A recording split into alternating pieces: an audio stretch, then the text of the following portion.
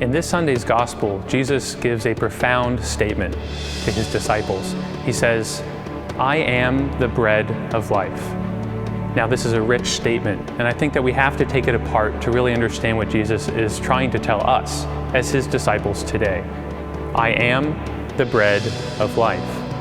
That first statement, I am. There are 7 statements in the Gospel of John where Jesus says, I am.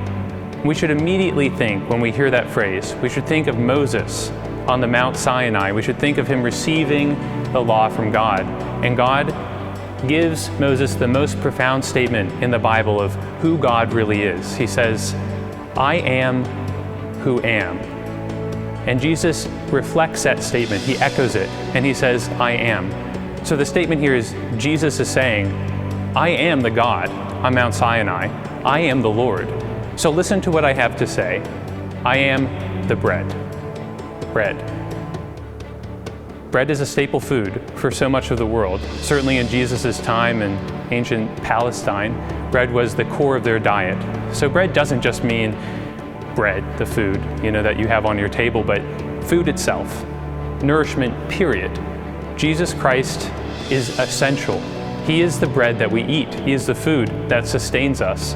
God is the one in whom we live, in whom we move, in whom we have our being. And Jesus is the very same God who created us. That's the statement. I am the bread. And then life. Of course, bread sustains us so that we can have bodily life.